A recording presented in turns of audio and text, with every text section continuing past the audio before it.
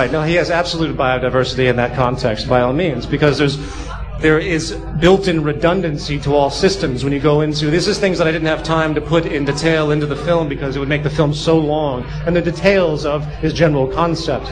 But if you go into, and everyone should go visit thevenusproject.com and research and read his books, and go to the Zeitgeist Movement, there's lots of supplemental free information there as well. The fact is that through it's technological resource, first of all. It's not even the notions that you describe. The technological resource will have built into it the redundancy necessary to make what you say a non-issue.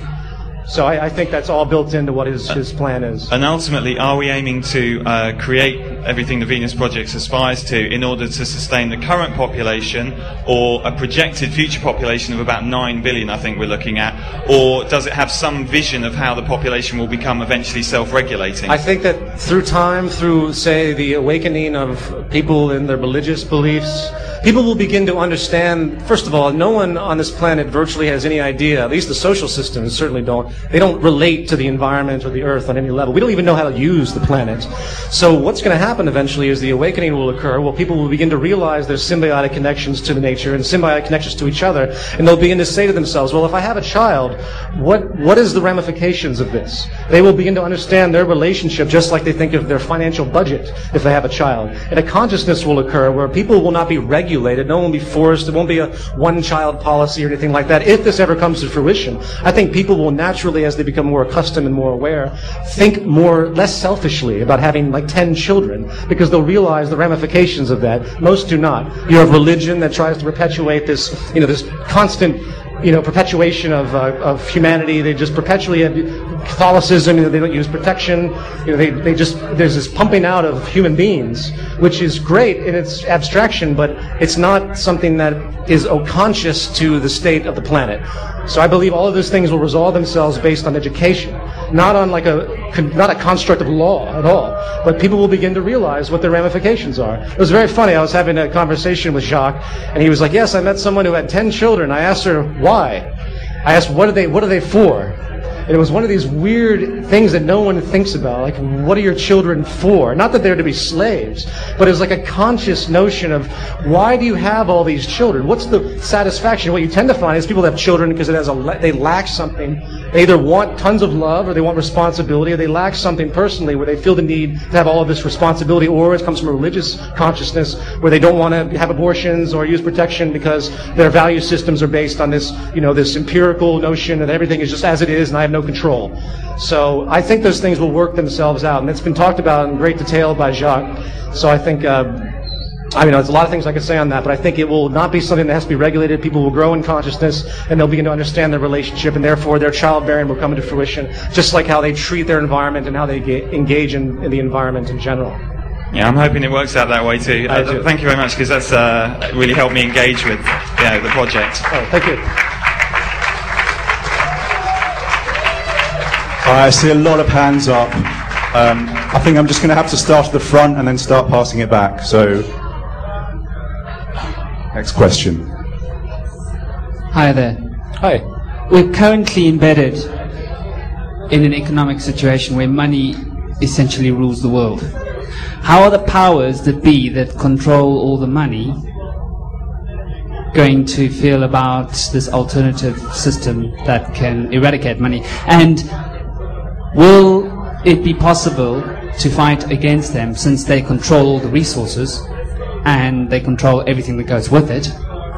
Well, as denoted by Jacques, the power systems are not going to give up the monetary system. They're just not going to do it. There's no lobbying to the government for this. What's going to have to happen is what's happening now. It's a failure of the entire structure.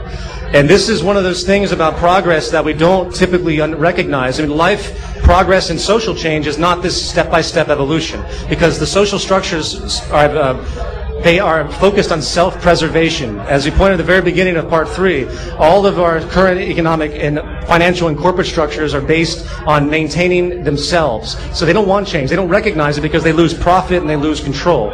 So I believe that what's happening is you're going to have a few steps forward, many steps back, and eventually a big cataclysmic leap forward, or a massive, ridiculous leap back. Because it's either we do something drastically, like have a global awakening to this type of concept as the system fails, as people are put out into the street, as people lose their jobs, they lose their homes. Coming from the United States, it's getting extremely ugly. You have people living in tents. Tent cities are emerging in the United States, which is unheard of for the United States, the wealthiest country in the world, theoretically.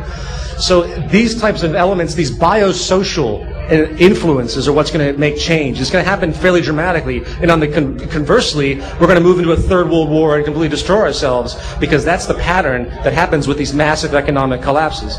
So my answer to your question is, you have to start to ignore the system, ignore the power elite, and start working from a grassroots level and start to just move. And the other thing is why I advocate boycotting the military establishment is because if the power elite didn't have the military and the police and the National Guard, they would have absolutely nothing, because no one would be able to stop the awakening. So that's another aspect. They don't have anything but their military structures, apart from, of course, they have their control and their mechanisms, but the mechanisms are only valid through enforcement. And if people actually wake up to the fractional reserve system, they wake up to the fact that the monetary system creates aberrant behavior, they wake up to the fact that, you know, we shouldn't be imprisoning people, we should be trying to figure out why they do what they do and eliminating the root causes of that behavior, that's when things are going to really become a mess for the establishment, and they'll be forced to step aside because people won't tolerate it anymore.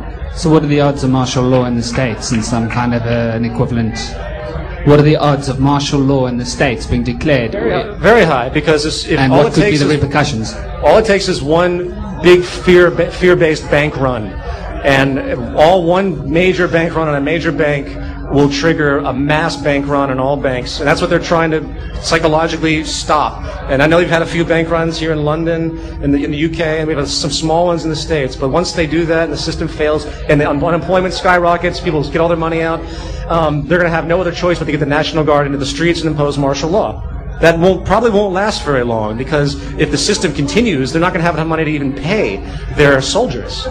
I'm serious. This is how bad this can get. The system is a Ponzi scheme. It's a pyramid scheme, and it's been 150-year cycle of this expansion, and eventually it's going to have to tilt, and they have to have a massive shakeout. And that's what's happening now, and they're trying their best to make it as comfortable as possible to not get panicked, because it's a psychological game. The moment the public finally feels that inkling of real panic is what they fear. I mean, they want the system to collapse because it makes more dominance for their financial structure, but they walk a fine line, because once it really falls and the people say, fuck this, I'm running to my bank, I'm going to get my guns, and I'm going to sit in my house, you know, this is the type of stuff that's going to start happening, that's when they're going to lose total control, and you're going to see police in the streets, by all means. Sorry. It's fantastic. What you're exposing is a pyramid system that is likely to collapse. What you're offering is cannot really describe a paradigm that none of us are experiencing. You're selling something none of us have yet experienced. I think we have experienced it. I think we have. I think we've all experienced those feelings of open compassion for each other, and understanding that ownership is actually bullshit. Understanding that property and materialism is not real. I think when we treat each other like family, which is what we really are, genealogically, literally, I mean, we go back far enough, we're all fucking related. I mean, I think it's very real, and I think we do experience it. Well, I disagree. Okay. It's indeed important to be well educated, and this movie is educating people in a way I believe is very good. But what I feel, there is some things I've learned in my life, and greed exists because lack of love. Because people are in lack of love, they are in greed. Sure. And so they want to grasp things, they want to take other things, and they don't realize what they are doing, in effect, completely. I can relate to that. And this lack of love is because we are all interweaving with each other, and if we start to open our hearts for all of us, also for those people who are in greed, but we choose what you tell, we choose what we want in our life by indeed doing boycotts, not taking part in all these actions. But